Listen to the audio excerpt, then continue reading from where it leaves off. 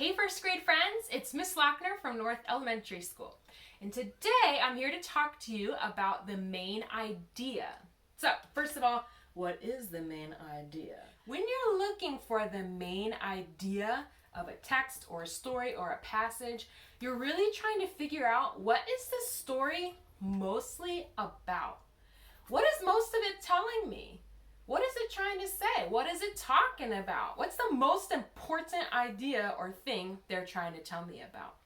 So, when you are being a main idea detective, there are lots of clues that you can look for to help you figure out what is the main idea.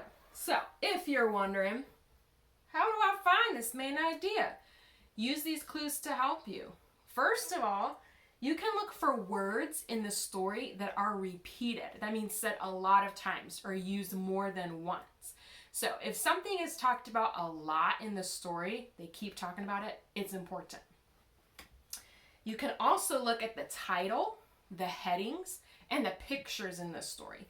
Same thing as before. If something keeps popping up in the pictures and it's there again and again on another page and another page, it's probably really important to the story.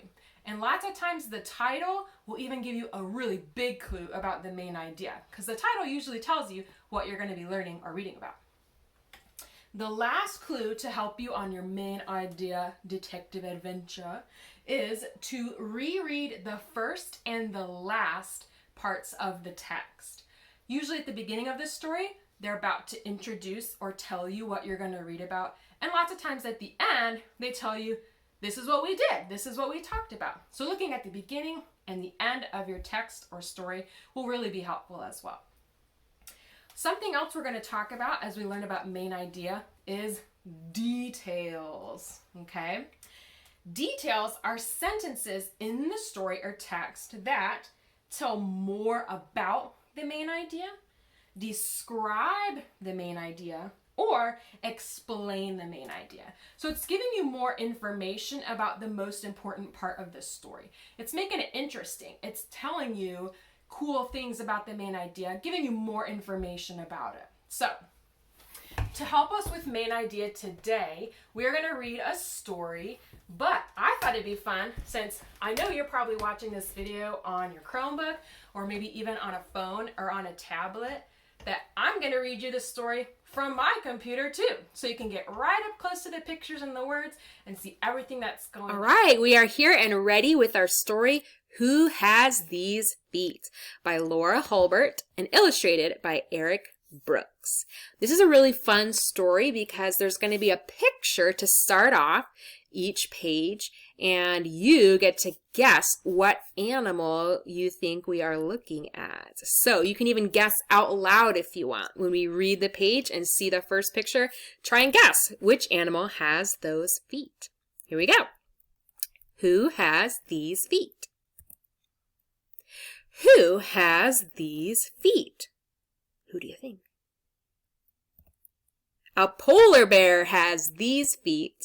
A polar bear has fur on the bottom of its feet, so it won't slip on the ice. Did you get that one right? Who has these feet? A tree frog has these feet. A tree frog has sticky pads on its toes, so it can stick to leaves. Who has these feet? A duck has these feet. A duck has webbed feet, so it can go fast in the water. Who has these feet? An ant has these feet. An ant has claws on the end of its feet, so it can dig a nest under the ground. Who has these feet? A squirrel has these feet. A squirrel has claws on its toes, so it can run up and down trees. Who has these feet? A parrot has these feet. A parrot has 2 toes in front and 2 toes in back, so it can hold on to branches. Who has these feet? A desert lizard has these feet. A desert lizard has special scales around its toes, so it won't sink down into the sand. Who has these feet? A sea turtle has these feet. A sea turtle has flippers, so it can pull itself through the water. Who has these feet? A kangaroo has these feet. A kangaroo has big feet, so it can hop for a long way as it looks for food. Who has these feet? Can you match them up?